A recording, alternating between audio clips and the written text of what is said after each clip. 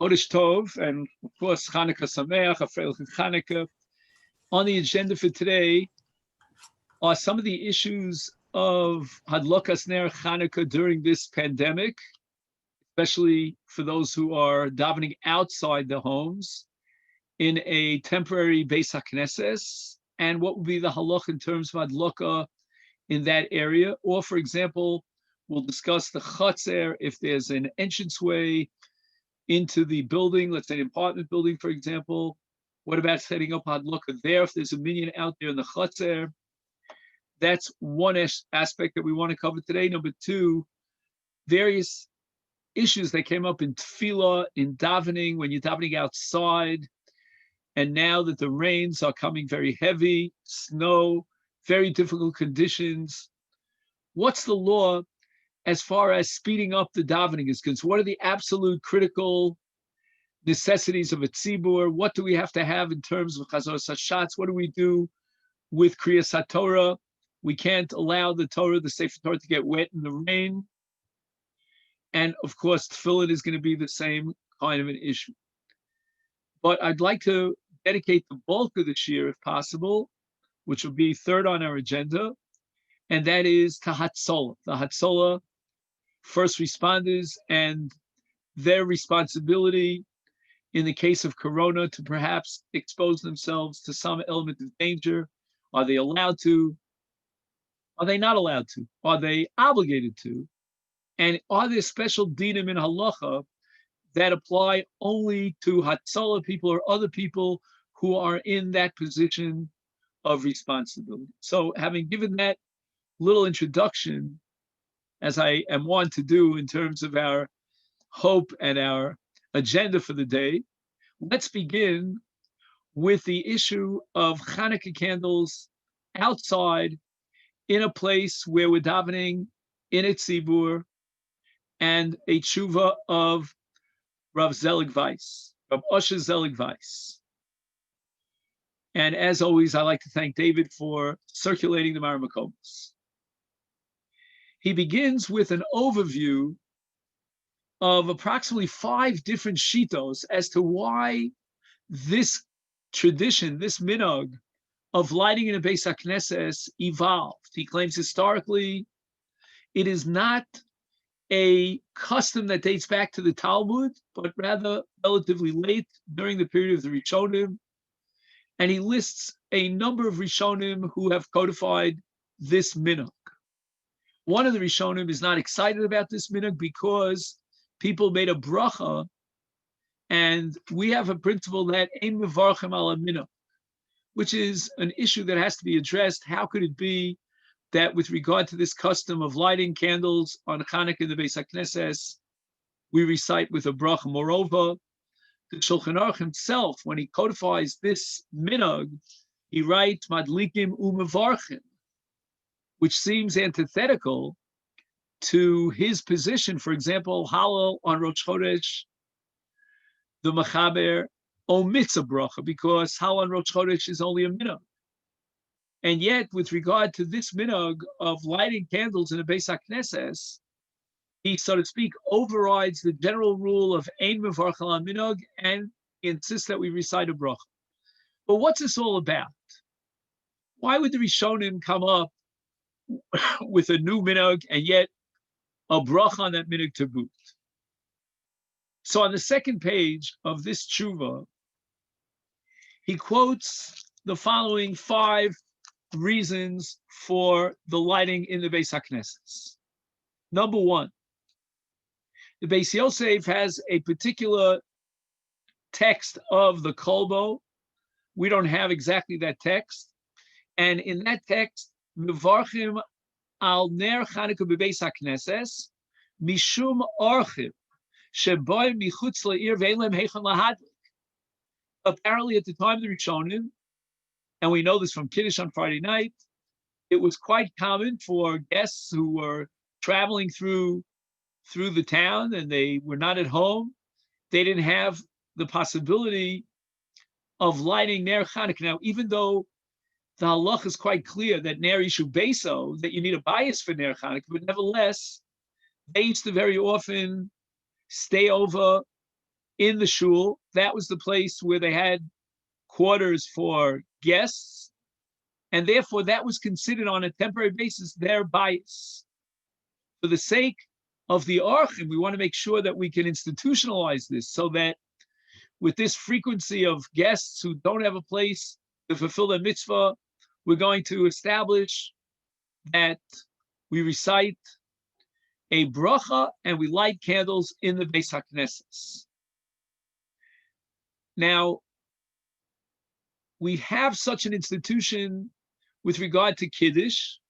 There are still Ashkenazi communities which continue this minhag today, even though in our time we don't have Orchim in the Beis HaKnesses as a general rule. No one's sleeping over under the ceiling of the shul, and yet there are communities today that will recite Kiddush in the Beis HaKnesses. Most communities, it seems, have dropped this minhag over the course of time. But for some strange reason, although the kolbo would justify this minhag of lighting in the Beis HaKnesses in a similar light, in a similar vein to Kiddush, for the sake of the Orchim, nevertheless, this minhag has been adopted, codified in Shulchan Aruch. Nobody questions it, even in our time when there are no Orchim. Then we go on to number 2. The Beis Yosef quotes the kolbo as giving a second reason for lighting in the Beis HaKnesses. And he says the following, and this position has been adopted by the Vilna Gaon. I know it in the name of the Vilna Gaon, although the Gaon adds another dimension to it, but the basics are already here. The seeds have been sown in the kolbo many, many centuries ago. And the kolbo writes that Kidei lefarsem hanes b'fnei kol ha'am u'lesader habrachos lifneihem v'yesh b'zeh pirsum gadol Hashem Yisparach kiddush shmo shemevarchen oso b'makelos. And there are a number of different elements here that overlap. Number 1, he has a pasuk called b'makelos berchu Hashem, which is a pasuk in Tehillim that indicates that glorifying God and praising God in a kahal is a separate entity. We see this over and over again throughout Tehillim, Sefer Tehillim. Many times, David HaMelech points out we should gather together the people and gather together the community and thank Hashem publicly. Another element here in this statement of the kolbo is that the mitzvah of Ner Chanukah is pirsum. What greater pirsum of publicity could there be than when the tzibur gathers together in the Beis HaKnesses? A third element I see here is that he writes l'sader habrachos lifneihem, and he may be hinting at another element in this minhag, which actually is spelled out in the kolbo, but not in the Beis Yosef's nusach of the kolbo, but of our printed nusach of the kolbo. And that is that the kolbo says, Nagu kol hamakomos lahadik nerchan Beis HaKnesses lahotzi michenu baki v'eino zoris. Apparently, it was quite common that people did not know exactly how to fulfill this mitzvah of Ner Chanukah. Many of them were laid back about it. They weren't zoris, as he says. They weren't very excited about it and meticulous about it. And the kolbo says, therefore, they institutionalized a communal lighting on behalf of those that are not Bikiyim. Here, I think, the kolbo is reminiscent of Chazoras HaShatz. In the original formulation of Chazoras HaShatz, it was Lahotzi es Mishenu Baki. But Ribono Shel Olam, it's very difficult to understand this kolbo, at least for me, because in the case of Chazoras HaShatz, we have a principle called Shomea Ka'oneh. Alternatively, the Rambam says that the tzibur recites Amen, and that's even more than Shomea Ka'oneh, because Amen is Kimotzi Bracha Mipiv Domi. But in the case of Ner Chanukah, I don't understand exactly how a person who's not sleeping in the Beis HaKnesses, he goes home, but he's not a bucky to light at home, how he fulfills his mitzvah in the Beis HaKnesses. Unless the kolbo doesn't really mean the mitzvah of hadlaka per se, that requires your own personal bias. But what he means is that in addition to the mitzvah of lighting the Ner Chanukah, there's a kiyum of Pirsum Hanes, by seeing the Ner Chanukah. And the Gemara tells us in Masechta Shabbos that Haroah Ner Chanukah Mevarech Shasa Nisim Lavosenu. On Re'iyah we make a bracha, and Rashi says it's a case of someone who's traveling, and through the ship he could see someone else's Ner Chanukah. He himself could not possibly light Ner Chanukah on a ship. And then there's a kiyum of Re'iyah. But then, if that's what the Kolbo has in mind, Lahotzias Misheno Bakiveno Zariz, I don't know about the bracha lahadlik Ner Chanukah. I would accept the bracha of Shasa Nisim Lavosenu. Joe, did you want to say something? I just, would you not say, could you not look at it that the Kolbo say these people are going to go home? Everybody's going to go home. They're not going to know how, he's giving them the this is just an educational training lesson. Yeah, because they're going to have to make the bracha I don't get that impression. So I think he's saying that he's not going to have any possibility of being Yotze except for that luck in the Beis HaKnesses. Then he won't be able to make the bracha at home, no? He's not making the bracha at home, Joe. I hate to shock you. You know, you and I would think, wow, what kind of Jew is not making the bracha at home? That's the Jew that's an Eino Baki. You know, today we're all Bekiyim. We have printed Sidurim, and we have Shiurim to go to, some on Zoom, and they tell you exactly how to make the brachas. But in those days, it was very complicated. And there were people who didn't know, what candles and how to buy them, how to make the brachas. He also calls them Einom Zoritz, that they weren't so careful about. And there he says that Hidur mitzvah yesh b'pirsum hanes. Then he goes on to what we saw already in the Beis Yosef, that there's a pirsum, a public element here of pirsum hanes that we fulfill in the Beis HaKnesses. That was one of the three reasons that we saw. Now we go on to a fourth reason. And this also is mentioned by the Kolbo. He says, V'zeicha l'migdash. Wow, this is exciting. We talk about the mitzvah of Ner Chanukah Zeicha l'nes. Let's remind ourselves of the miracle that took place. He's saying, let's remind ourselves of the Beis HaMikdash.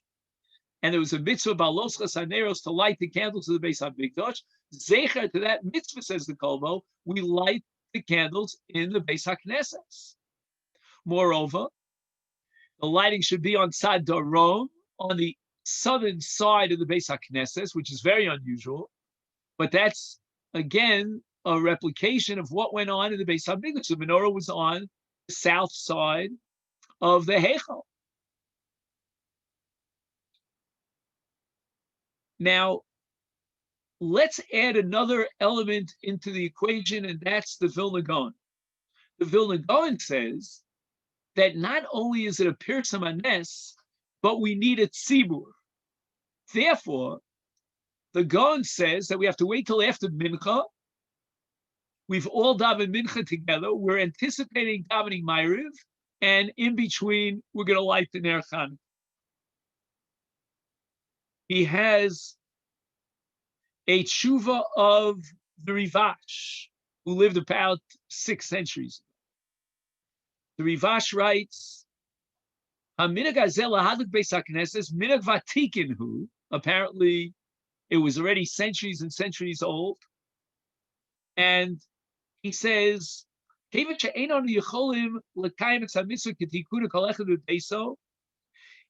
that this minhag evolved during a period of Yad Ha'umos Kefa Aleinu, when we were suffering from the subjugation to the nations, and as a result, we could not light the Ner Chanukah the way that Chazal prescribed it, in the location that is absolutely required, and that is mi Pesach Beso mi Bachutz.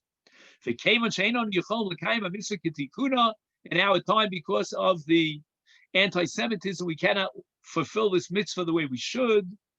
Therefore, madli kol echad bebeso mi bifnim, aval ein kan pirsum hanes.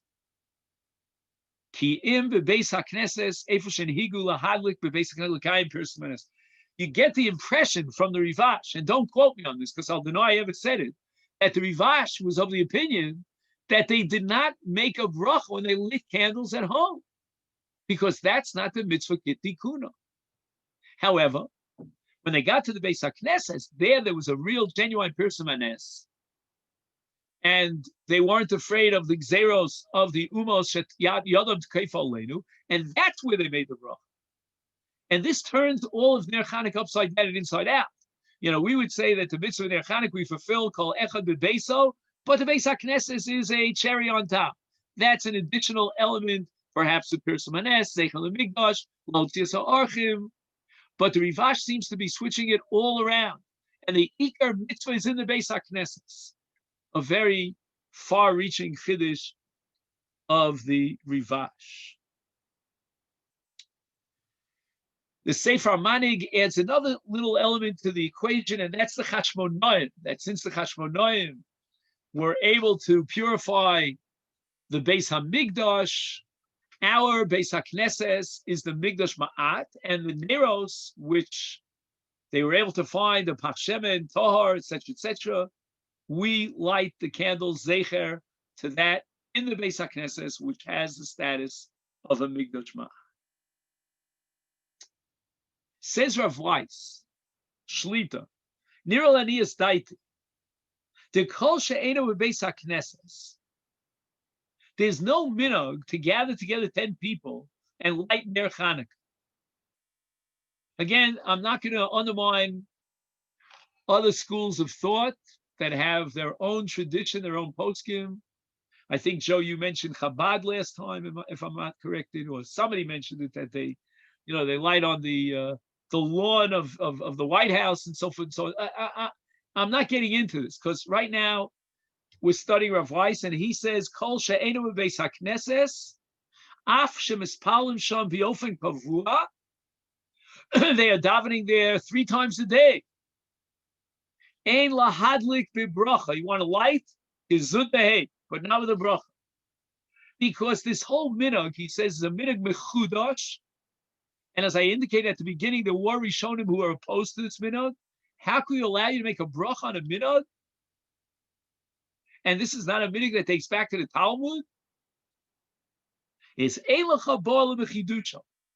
He says it's enough of a radical revolution that we light in the Beis HaKnesses with a bracha, but they add to boot that now we're going to light with a bracha in Chatzeros and Ginos, all these public areas where we gather together for tefillah.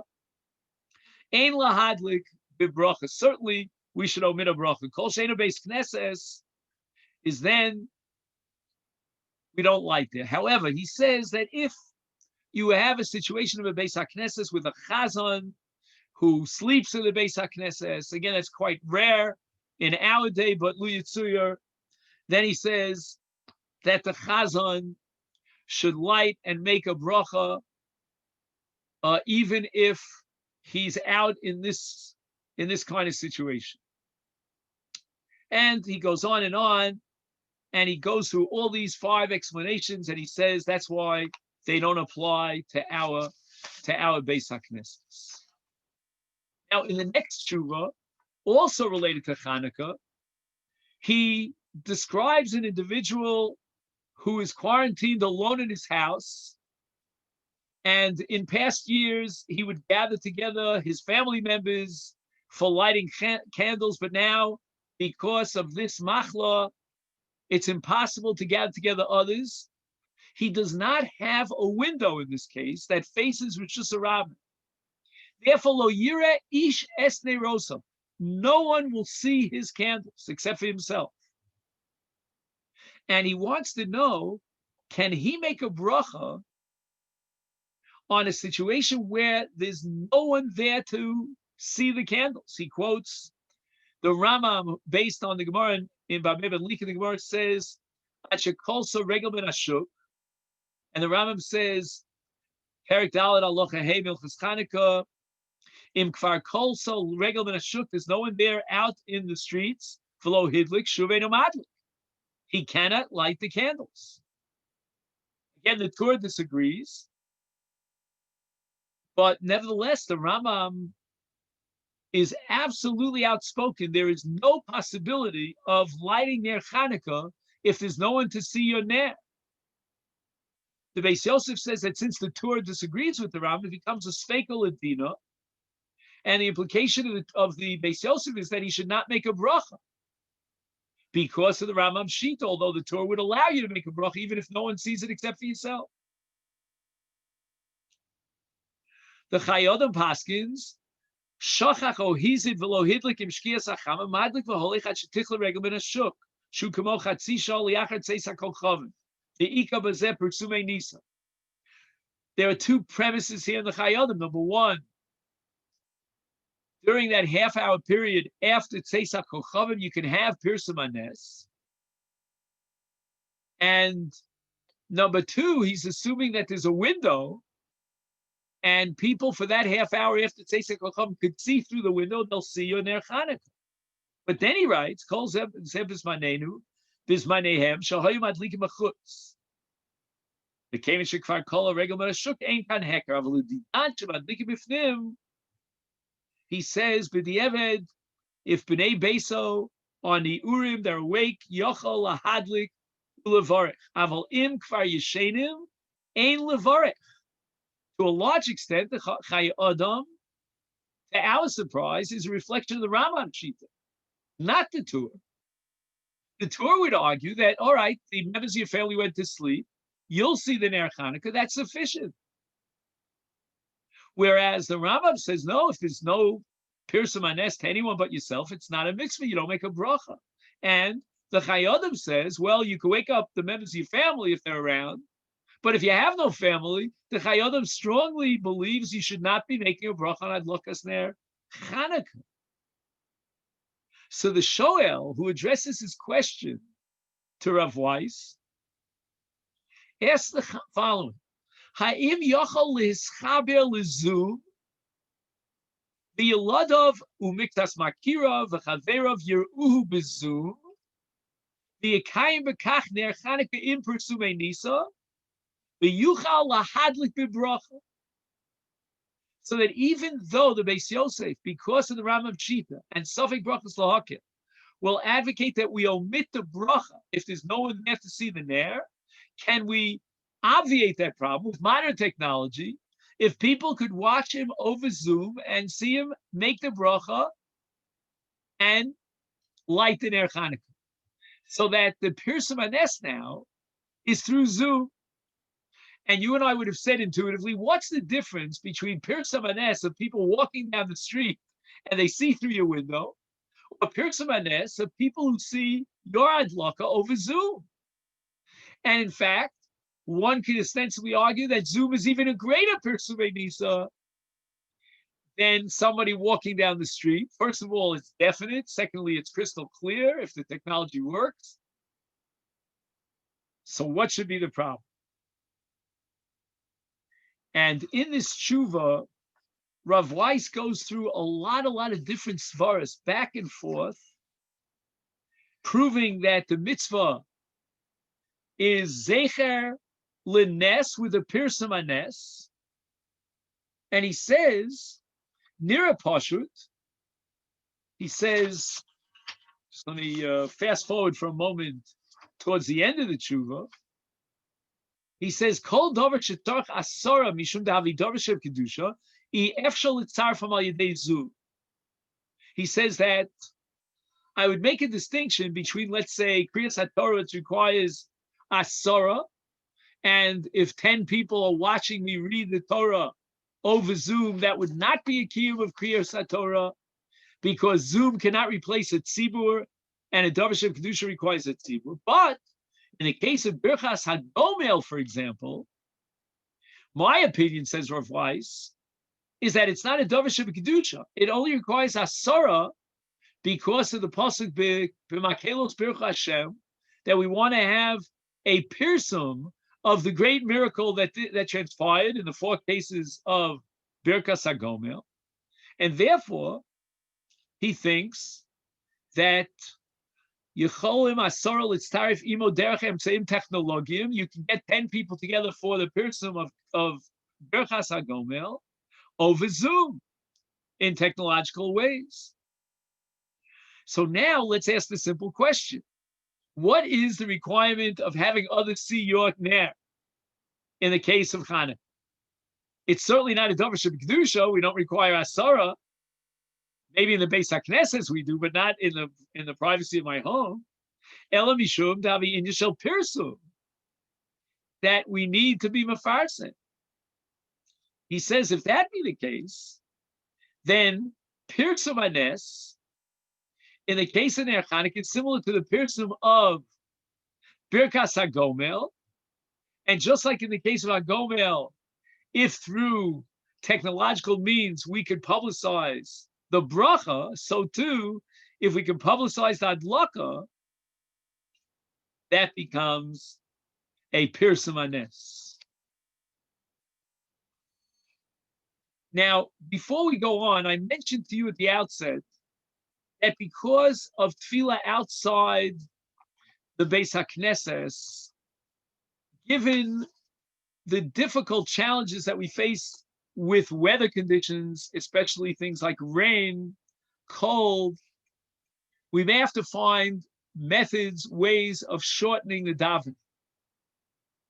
And I have here a tshuva which David was kind enough to circulate from Rav Rimon, and he calls it Hilchas Corona B'Choref, and it's exclusively dedicated to the issues of tefillah under the sky, so to speak, where you don't have any sort of ceiling, any sort of covering. The first suggestion that he has, if we expect rain or perhaps serious cold weather, he says Psukei de Zimmer should be recited at home. But now the question is, we come to shul, how do we start the tzibur? We want to say Baruch Hu, but before Baruch Hu, we have to gather together as a tzibur. Normally, that happens through Psukei de Zimmer, but now we're reciting Psukei de Zimmer at home. So he recommends that we delay the recitation of Yishtabach until we get to shul, so that as a tzibur, we're going to gather together in the shul to recite Yishtabach. And then from Yishtabach, we're going to start Baruch Hu, Birchas Kriyat Shema, and Chazos HaShatz, and that's going to be the package deal. We'll see in a few minutes how we can perhaps even shorten that. Another option, he says, is, and this is very new to us, everybody should finish till after Yishtabach, and the reason why he advocates that is because he's afraid that if we gather together for Yishtabach, people might be mafsik, they'll speak before they get to Yishtabach. So let's finish the bracha. We started the bracha with Baruch She'amar, and we concluded the bracha with Yishtabach, and now we show up in shul. We should recite 3 psukim as a tzibur. Perhaps Yivrecha Hashem Yishmerecha, he doesn't tell you which 3 psukim. We'll choose 3 psukim, and then we recite a Chatzi Kaddish. We're a tzibur, and now we go on to Baruch. Now he says, if the tzibur gathered together, and unexpectedly it starts raining, and it's, let's say, a serious rainpour, it's not just a couple of drops here and there, then everyone should go home and daven the rest of davening b'yechidus.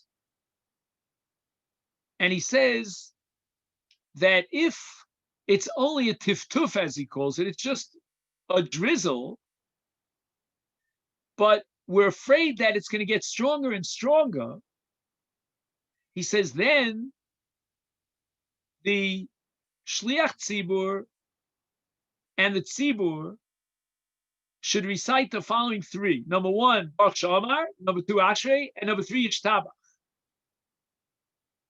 And if it's even more pressing, then he says the tzibur should start from Yotzer Or and recite Birchas Kriyat Shema until after Shmon Esrei. Now, as far as Chazos HaShatz is concerned, we're afraid that it's going to rain and pour. We're out there under the sky. The rains have already begun, perhaps. We should do what we call a Heicha Kedusha, which means that the Shliach Tzibur should start with Chazos HaShatz. Here, the rabbi makes a distinction between Shachris and Mincha. I don't understand this distinction. If somebody understands it, please tell me.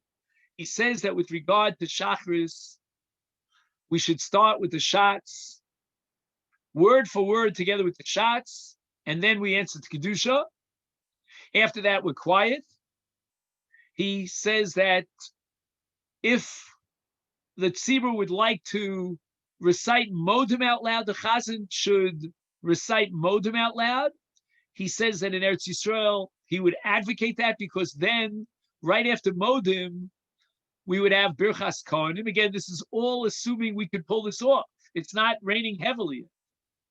But then when he gets to Mincha, if it begins to rain, then he suggests that the Chazan should begin davening the shots on his own, out loud, till after Akel HaKadosh, and only then the tzibur should begin Shmon Esrei. I don't know what that is based on.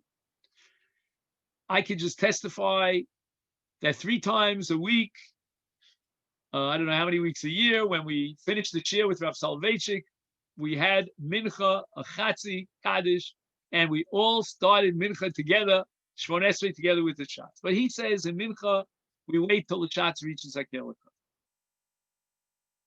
He says the following, that if immediately after Shmon Esrei, the rain start coming down, then the shots should immediately recite Kaddish Tiskabel and everyone should go home. Again, we're talking about a situation where they cannot conduct the services. We all daven Tefillah B'tzibur. That's great. That's wonderful. And now the shots should recite Kaddish Tiskabel and finito, we go home. He says, Im yesh chashash legeshem rotzim lekatzer, he says the following. If it's not yet raining, but we anticipate rain, and if we have to be very abridged, then right after Chazor Sashatz, we read the Torah, we recite Ashri Voletzion, and in Tachnun, for example, on a Monday or Thursday, we should do an abridged Tachnun, and just do the basic Tachnun of any day of the week, recite the Shir Shal Yom, and let's go home. At the end of the tefillah, they should recite Olenu. He doesn't want to give up on Olenu because Olenu is really the siyum tefillah, and that's what he wants. Now, he says if a person feels that just physically, because of his health, he cannot daven outside during the rainy winter season, then he says he should certainly daven at home. But from time to time, he should try, if he can, to push himself, if it's not raining and it doesn't endanger him, to at least hear a Kaddish Tiskabel or a Kedusha, so he is connected to the tzibur. Now, as far as the Kohanim taking off their shoes, again, this is much more relevant here than it is there. But here, Birchas Kohanim, even for Ashkenazim, is daily. And it's very important, Shalom Alecha, that the Kohanim remove their shoes, but it's very difficult for the Kohanim to remove their shoes in this kind of weather condition. He says that the Kohanim should recite Birchas Kohanim with their shoes on. And I myself saw that in the army when I'm back in my younger days. He says that as far as Netilas Yodayim is concerned, if it's very difficult for the Kohanim to wash their hands before Birchas Kohanim, and back in the Mikdash that was critical, he says that the Kohanim should wash their hands before they leave their homes, and they should be very careful not to be Mesiach Das, and constantly be aware of the fact that their hands should remain in control. They should wash their hands and make sure that they don't come in contact with any Mekomos, Mechusim, etc., etc. Now, we want to get Chazor Sashatz up and going. The weather is forbidding. People are anxious to go home. How many people do you have to wait for in order to begin Chazor Sashatz? If all things were equal, the Shatz should wait for 9 other people. He has a minyan. In this case, he can get away with 8 people, and Shas Hadchak Gadol 6, which means him and another 5. He says in such a case, the shots should, in his mind at least, make a t'nai that in event that this is not really tfilas hashatz, because we don't have a tzibur, that this should be a tfilas nedav. Interesting. It's like a quiz question. When would you have the shliach tzibur repeat the Shmon Esrei as a tfilas nedav? And the case is where he has only 6 people who are answering and joining up in his chazar sashatz. And we're not sure in that case if it's a viable chazar sashatz. He should have in mind that is a tfilas nedav. Now, when I have to make my decision, I have 2 options. I can either daven at home or I can daven b'tzibur out in the cold. Obviously, if I daven at home, I'll have more kavanah. I'll be able to concentrate on a much higher, more intense level at home. He says no. He should still daven b'tzibur. Again, we're assuming there are no health issues. So that even if he takes a cut, a real decrease in his level of kavanah, tefillah b'tzibur is more important. And he based himself on various tshuvas, and you could see it inside. However, he says if he feels that because of the weather conditions, he won't be able to have any minimum serious kavanah, then he should daven at home. Now, tefillas mincha and ma'ariv, he says if the weather conditions are difficult, they should postpone mincha until right before shkia and daven ma'ariv immediately after shkia. He says as far as outdoor minyanim, and there are a few people here in this chotzer and a few people there in that chotzer, he says if there's a need for this and there's no other option, then you need at least miktsasam roim eluis elu. I think we've discussed this in the past. Now, as far as Leil Shabbos is concerned, an outdoor minyan during Yemos HaGeshamim, he says that if the rains are already coming down, then everyone should stay home and recite Kabbalas HaShabbos, meaning L'cha Dodi, etc. They should recite Kriyat Shema after Tzeis HaKochavim, and then, if the weather conditions allow it, go back to the outdoor minyan and daven ma'ariv. But in the meantime, he eats his suda. Fascinating. Do you hear Abosai what's going on in the Seder HaDvarim? We daven Kabbalah Shabbos without ma'ariv. We recite Kriyat Shema. We eat the Suda Shabbos, and then we go back for ma'ariv. Another quiz question. Where does the halacha accept davening b'tzibur after the Suda Shabbos? It's unheard of. Leave it to Corona. Now, as far as the daytime is concerned, everyone, if the weather is inclement, should be davening Psukim and Zimra on their own at home. We should gather together for Nishmas. And Nishmas is going to be the kickoff of Tefillah B'tzibur. However, as far as Kriyas HaTorah is concerned, if the weather is bad and we have a chashash that our Sefer Torah might get wet, that's something that we have to be absolutely careful of. Even if it means giving up on Kriyas HaTorah, we will not allow the Sefer Torah to get wet. And the same thing will apply during the week, going back to the Chol. I mean, we're talking about Shabbos now, but with regard to Tefillin. However, he says that there are 2 options for protecting the Sefer Torah. One is to wrap the Sefer Torah in what he calls plastic shkufa. In other words, transparent plastic. And he says that even though the Balkoreh will not be reading directly from the Sefer Torah because it's covered with plastic, but since it's transparent, then you could be Yotzei Kriyas HaTorah and at the same time protect the integrity of the Sefer Torah. Other than that, he says that there's a possibility of creating some sort of a covering over the Sefer Torah. Now he wants to know about something that we call here in these parts of the world a gazebo. I don't know if you use the same word there. And that means that you have an open area, but you can stretch a canvas over the top. There are poles, and all you have to do is stretch it out. Obviously, during the week, that's what you're going to do. But on Shabbos, ein liftoach gazebo b'Shabbos. This is what you call an oil aroy. And we're not allowed to make an oil aroy, even a temporary oil, on Shabbos. However, he says if there's a guy, then even though Amir Liakim Shvus, it's Shvus the Shvus b'Makom Mitzvah. Why? Because since it's not an oil kavua, he's going to take off this covering after Shabbos. And since Amir L'Nochri is a Shvus, for the sake of Tefillah, to facilitate, to allow us to daven, we're going to tell a guy to cover over. Now he has a section, very interesting. What happens if you're in the middle of the various parts of davening and it rains? You got to run away. Number one, if it starts raining in the middle of Kriyat Shema,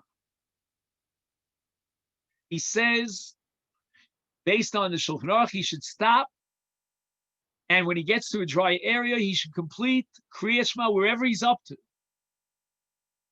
If he's in the middle of Shmon Esrei and he has to stop because of the rains, he says,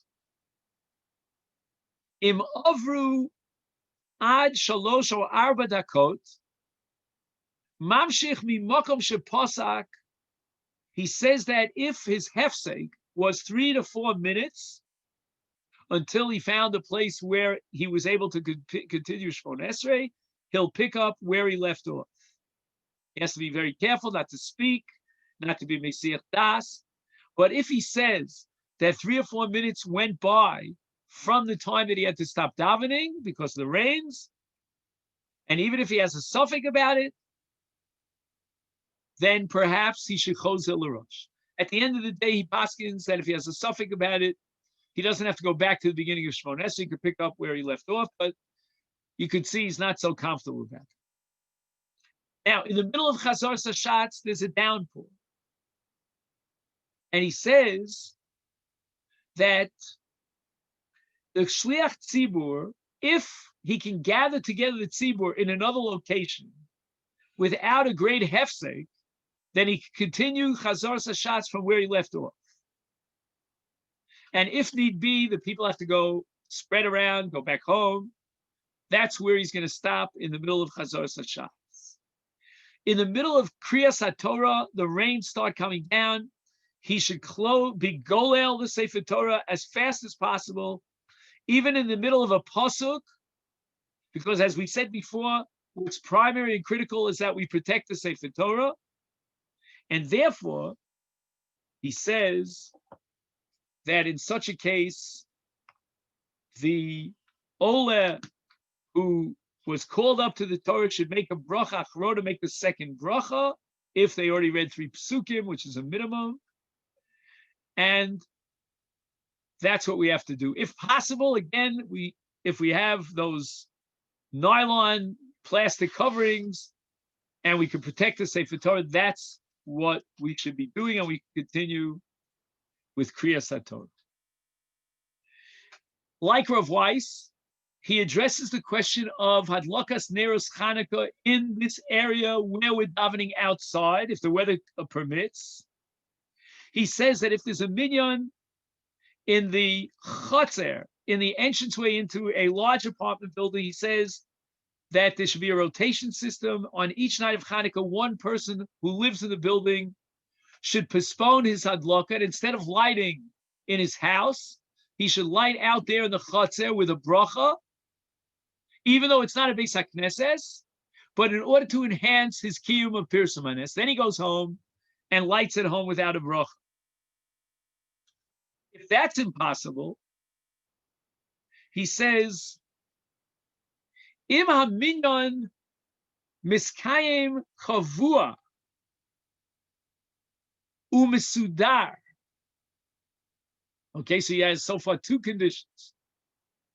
Number one, We daven in that area as a tzibur 3 times a day. Kavua. Number 2, it's misudar. It's organized. There's a regiment. We know when we're going to daven there. And the people around us, hopefully the members of the building, will respect the fact that we're davening there. Number 3, if it's underneath a schacha, there is a covering over the area that we're davening. It's like a tent. He says, if there are those who gather together for mincha in this tent, and they will remain from mincha bridging till Ma'ariv, then he says, yesh makom lahadlik bebracha, even for someone who's going to light it home with a bracha, because of the minhag of hadlaka bebeis haknesses. However, if the area is completely open, then that's not a beis haknesses. Now, unfortunately, he doesn't quote any sources. And we've seen both last week when we quoted Rav Shechter, this week when we quoted Rav Weiss, that our outdoor minyanim, even if it's a makom kavua, do not have the status of beis haknesses. And you may remember already a month ago, we spoke about kapandria, that you're allowed to cut through these areas as a shortcut. But he's assuming that if these 3 conditions exist, then, I don't know, it has a quasi status of a beis haknesses. He doesn't spell it out. I'm afraid to say it's a beis haknesses. I mean, there are no mechitzos here. It's not kavua. I mean, now it's kavua, but it's not really kavua. There's no Aron Kodesh. There's no mechitzos. Does it have kedusha as beis haknesses? I don't know. And my guess is, if he has sources for this, which I'm sure he does, he's claiming there are tzvei dinim. There's a separate din of beis haknesses as far as hadlaka is concerned on Ner Chanukah. That the minhag itself can be fulfilled in a quasi beis haknesses, which certainly is not endowed with full-fledged kedushas beis haknesses. So we can make a brach on that hadlaka. We're coming close to Chabad. Now, as far as someone in quarantine, the bidud, he says, Gama ninsa b'bidud yochel adlik neros, af im lo yireh acher es haneros. No one else will see the candles. And he says that if possible, he should put the candles in a window where people could see it, or somewhere where people could see it. But if there's no one there to see it, he will light with a bracha in any event. Again, I'm not sure if Weiss is on board with this, because the Beis Yosef about Sofik brachos, it's after Ad Sheyichel Regel Min HaShuk, there's no possibility of Pirtzum Hanes, unless you have Zoom. He's not talking about Zoom. And he writes, that im b'nei bayis madlikim avuro yotzi dechovaso ve'ein tzarich lahadlik neros af shehu b'cheder nifrad. He says that if he's in quarantine, locked up in a room within his apartment, and the members of his household are lighting outside of his room, he can't get out. He won't be able to see the candles. Nevertheless, he will not light candles. He's yotze with the b'nei bayis, because it's one bayis. He's in quarantine in one room within the bayis. However, he indicates that there might be a difference here between Ashkenazic minhagim and Sephardic minhagim. He says, Im yotzeli itim l'sherutim is then Ashkenazi yachol hadlik binosaf biatzmo b'chedro. He's willing to stretch it for Ashkenazim and allow him to make his own bracha on his own hadlaka in his quarantined room, but on the condition that from time to time he goes out of his room. I'm not exactly sure what he means. I think if it's hard to see where the comma is. Also, my printout is not so clear. But I think what he's saying is that if he wants to be yotze with the lighting of the bnei bayis, then the Ashkenazim would allow him to do so, on condition that once in a while he has access to the device, because otherwise, if let's say he's in a private room which has its own facilities, he has a fridge, he has a kitchen, he's in a private area, it's like an apartment unto itself, then it's a separate bias. He won't be yotzei his chiyuv with the bnei bias who are lighting in the other side of the house. He ends this tshuva, which I thought was very interesting, with Bikur Cholim, the mitzvah Bikur Cholim. He says that during this Corona period, very often it's impossible to personally show up and visit the sick. Therefore, Roy, he says, L'kayim mitzvah zu derech hatelephone. We should be very careful, especially during Chanuka, when people might be very despairing because they're alone during Chanuka, they're in quarantine, they're not feeling well. So it would be Bikur Cholim derech hatelephone. He says, "B'mikreh zeh ra'ui lo rak lechazko," to give him chizuk by calling him, "Elegam levarer elu dvar mutzarich," try to clarify what his needs are, because the Gemara says in the Darm Daf Mem regarding the mitzvah of Ner Chanukah, it was a Ma'aser Rabbi Akiva. Rabbi Akiva went to visit one of his talmidim who was sick. He saw the place look like a total wreck, a total mess, and he went out there and he says, anyone who doesn't tend to the needs of the chole is harezek yeshofech damim. So that Bikur Cholim is a twofold mitzvah, not only to cheer up the Cholim by indicating to him that we miss him, he's not alone, but also it's a mitzvah of Asiyas Trachav. So therefore, when you call him, make sure that you ask if there's anything you could do on his behalf. He ends with a kind of philosophical drasha. He says, "Kasher anachnu madlikim neros b'Chanukah leinu lachshov ketzad meirim gam lacherim." He says that Ner Chanukah is meant to be a light that shines for others, that we share with others, all of Klal Yisrael, and therefore how important it is for him during Ner Chanukah to think of those who might be ill and have in mind how he could help them, etc., etc. He says, "Tzrichim tamid liska." We always have to remember the gam nichan nimtza bebidud. If someone is in quarantine, he's alone. Lo nimtza levad. You should make sure that he's not alone, and do whatever you possibly can to be in touch with him, and therefore he'll be zocha to the lights and the special R of the Ner Chanukah. Okay, if there are no questions now, I'd like to go to what I consider the main part of today's discussion, and that's the Hatzala people. But let's just take a look and see if we can find this.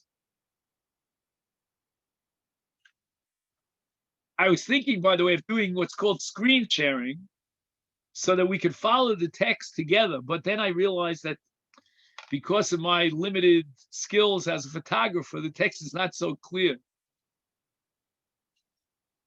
But in any event, I numbered the pages, and page number 1, he addresses the question of many Hatzala people that are asking during this epidemic and a very infectious disease. He says not only Hatzala people, also Ansheit Sevet HaRefuah, medical practitioners of different types, are asking, they are Shomrei Torah mitzvahs, they want to know, what does halacha tell them? Shall they do their maximum to help their brothers who are ill, even during this magefa, and take upon themselves a certain element of danger? He begins with the question of emunah, of faith, and he says that there are those who want to claim that I have to do what I have to do for Hatzala, and I should have total faith that Hashem will protect me, and that for sure I was written on Yom Kippur, on Rosh Hashanah Yom Kippur, in the book of life, Miyichya Miyamus. So since there was already a kvius in Shamayim about how long I'm going to live, I don't have to worry, and I could expose myself to danger. If it's time for me to go, I'm going to go. And if it's not time for me to go, I have kitzvah, I have a set time that so then what do I have to worry? And in order to reject that premise, he quotes the Rashbash, who's the son of the Tashbates, from the famous Duran family, and the Rambam. The Rashbash writes that although there's a kvius of how many years a person will have to live, that kvius, that determination, which is inscribed on Rosh Hashanah, is only relevant to a person who protects his life. If, on the other hand, instead of doing that which would protect and lengthen his life, he does that which would shorten his life, then he says that's a chet, that's a sin, and he is no longer written in that chok inscribed in the book, but nishar b'chok hefshari. He's now in a situation of suffering. That which was written down is no longer binding, so to speak. There's no longer gezeres chayim for him. If he's machnes atzmo l'sakana, hu mekarves atzmo lidei misa, he's bringing about, unfortunately, his own death. And in such a case, he has freedom of choice to do so, and he's no longer within the bounds of the Yemei Kitzvah. Excuse me for 1 second.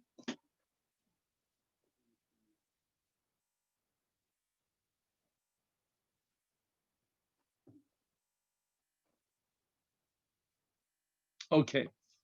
Now he quotes the Rambam, and the Rambam writes that we don't have a kates katsuv l'chaim. Nobody guarantees you how long you'll live, and you have to watch and protect yourself.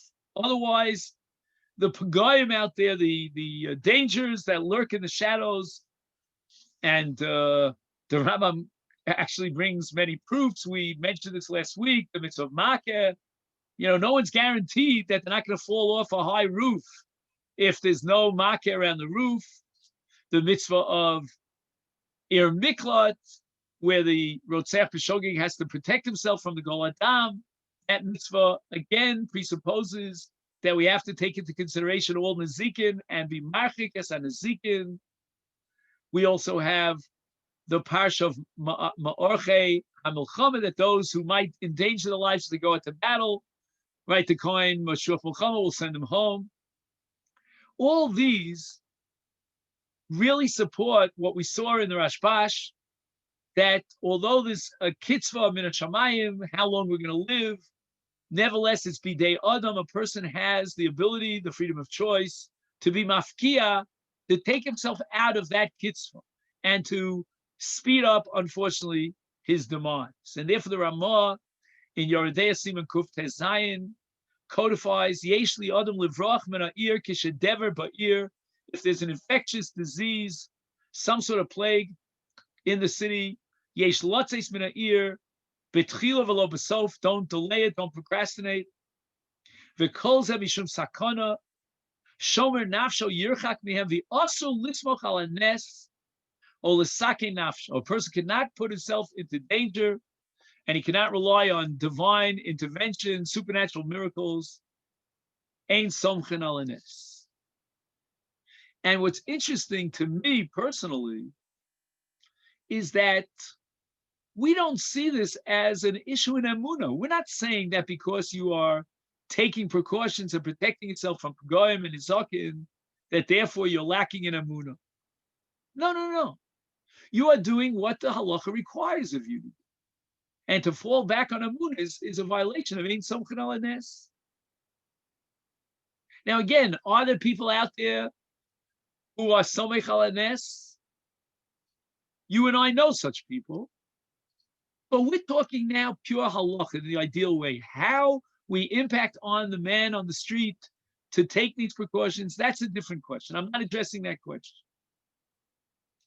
Now, one of the super commentaries on Shulchan Aruch is the Be'er HaGola.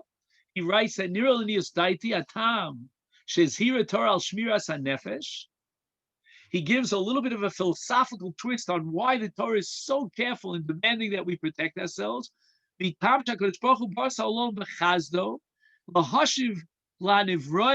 Sheakiru gadluso, lavod avodaso, b'kiyum mitzvos v'Torah, kol hanikar b'shmi l'chvodi bar sivilite lem schar b'amolam, hamasakin es atzmo ki'ilu moes b'rotzon boro.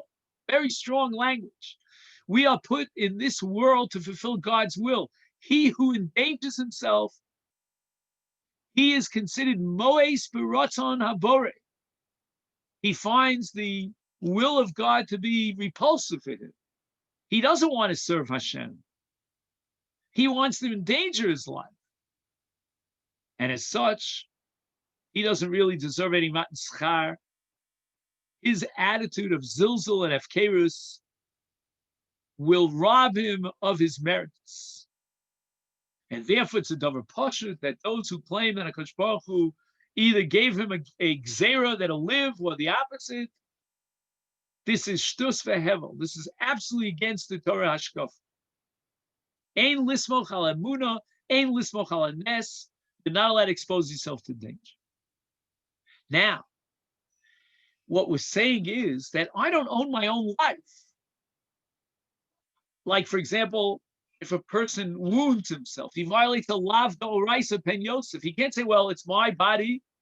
No, aneshamalach v'aguf shalach. So endangering your life is, in a sense, robbing your nefesh that belongs to HaKadosh Baruch Hu. And then he gets down to the issue of Hatzala. How then, if the Torah prohibits a person from endangering his life, is one allowed to dedicate himself to this miktzah of being a rofe, or of being one of the, paramedics, or the Hatzala people, a chovesh as we call it? How is that halachically permissible? There must be a heter for it, even though it entails endangering one's life. And he begins with a very important sugya called Dashu Be'Rabim, Shomer P'Soyim Hashem. What that means is that if I drive a car on a highway, there is an element of danger. No one's going to deny the statistical possibility, chas v'shalom, of what could happen. That's why we daven at Tfilas Haderech. And yet, it's clearly mutter. I'm putting my life into danger. I go on a plane. We know that there's so many dangers on a plane. Person takes a trip on a ship. There's no easy. Why not? He says that there's something called a social norm. In Hebrew, it's called mikubal al klal hatzibur, or in halachic terminology, dashu be'rabim. This is where the majority of people go. This is what they do. This is normal behavior pattern for them. They're not concerned with that danger. In such a case, there's no issue. However, with regard to Corona, he says, if you would come to the conclusion that in one community, rov hatzibur, most of the members of the population, are not protecting themselves as the authorities tell us, that would not be considered dashu be'rabim. Dashu be'rabim means that the olam, the world, has determined that this is not called a sakana, this is normal behavior. But no one would say that about Corona. No one would say that it's normal behavior to expose yourself to the danger of this infectious disease. We know what the statistics are. We know the mortality rate, etc., etc. That's not dashu be'rabim. So now the question is, okay, I'm in a sakana situation, but I'm doing it for the greater good of saving someone else's life. And here we have a Yerushalmi. The problem is we don't have the Yerushalmi. The Beis Yosef quotes the Yerushalmi. We don't know where he got it from. He even tells you which parak in Masechet Trumos you can find the Yerushalmi, but it ain't there. Says the Beis Yosef, In the name of the Hagos Maimonios, who's one of the Rishonim, in the name of the Yushalmi, Chayav Adam lahachnis atzmo lidei sofek sakana kedei lahatzil nefashos acherim. You are required to put your life into danger to save someone else. And they interpret this Yushalmi to mean that if that person is going to die, if you don't intervene to try to save him, ain sofek motzimi devade. The fact that you'll be exposing yourself to a sofek is not enough to trump the vadai that he will die. And yet, despite the Beis Yosef quoting this Yushalmi, and absent is any dissenting view, the Shulchan Aruch himself does not allow you to put your life into sakana. In fact, the Rif, the Rambam, the Shach, the Sma, straight across the lawn, all the way to the Piskei Corona, no one quotes this Yushalmi. And on the contrary, the Yushalmi, wherever it exists, is rejected. And the bottom line is, we do not put our lives into danger to save someone else's. But one of the contemporaries of the Beis Yosef, the Radbaz in Egypt, 5.5 centuries ago, writes a tshuva, and in that tshuva, he quotes a sefer called the Rikanti, which was written, if I'm not mistaken, by one of the Italian Rishonim, who writes that if the Shilton grabs one of the Jews and he tells you that if you allow me to sever your arm, I will spare this Jew, I'll let him go free. So the Rikanti says there are two scenarios. They sound similar, but they're fundamentally different. Scenario number one is a Jew that's already been taken in. He's incarcerated by the Shilton, and they're about to kill him. They offer you to sacrifice an arm, a limb, and save your friend. Scenario number two, they grab you and they say, if you subject yourself and allow your arm to be cut off, great. If you don't, we're going to kill a Jew. So the Rikanti says there are two different rulings in these two different cases. In the first case, where the Shilton has control, they're about to take a Jew out to be killed, and now they offer you the possibility to save his life by sacrificing, or shall I say, submitting yourself to this amputation. You're not obligated to do so. You're not even allowed to do so. But in the second case, where they say to you, look, if you allow us to cut your arm off, then we're not going to kill a Jew. But if you refuse, we're going to kill a Jew. In that case, says the Rikanti, you're not allowed to refuse. You have to submit yourself to this surgery. Why? And he says, because what he in effect is doing, if he refuses to submit himself, is he is giving up the life of a Jew. In the case where the Jew's life is already in danger, that's an issue of Hatzala.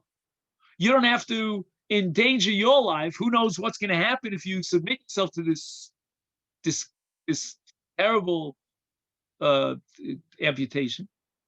You don't have to, and you're not even allowed to put your life into danger. But if you want to save your own self at the expense of another Jew, that you're not allowed to do. Says the Radbaz, in cases of a chole, in a case of someone who's drowning, Rahman al-Islam, and you might be able to save him, you're exposing yourself to danger. What are the chances, what are the statistical probabilities that you may perish? If it's a 50-50 situation, says the Radbaz, Sofek Ashakul, and you're obligated to jump in and save him.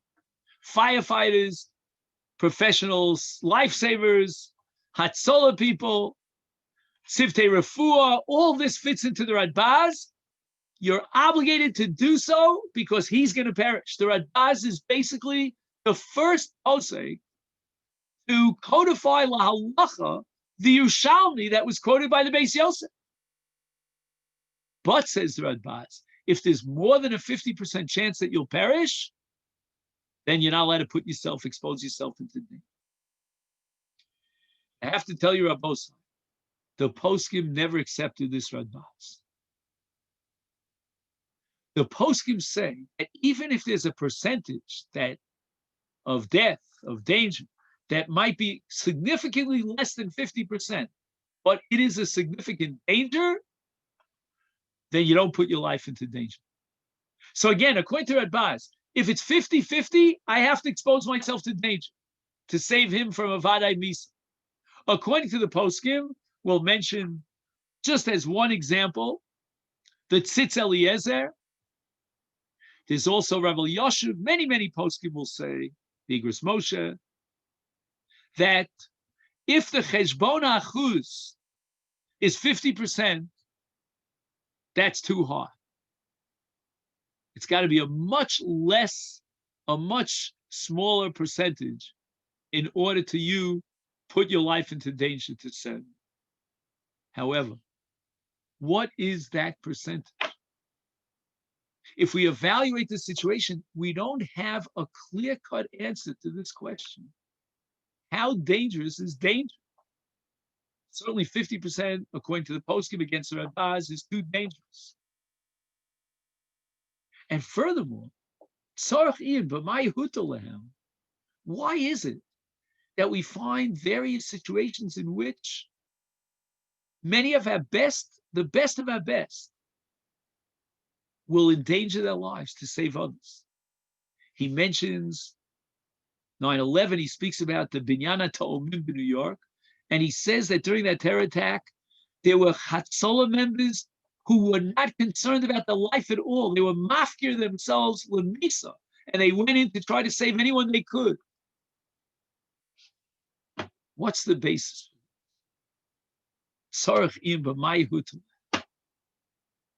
These are people that we admire. These are the pious Hasidim. And yet, surface, it would seem that it's off.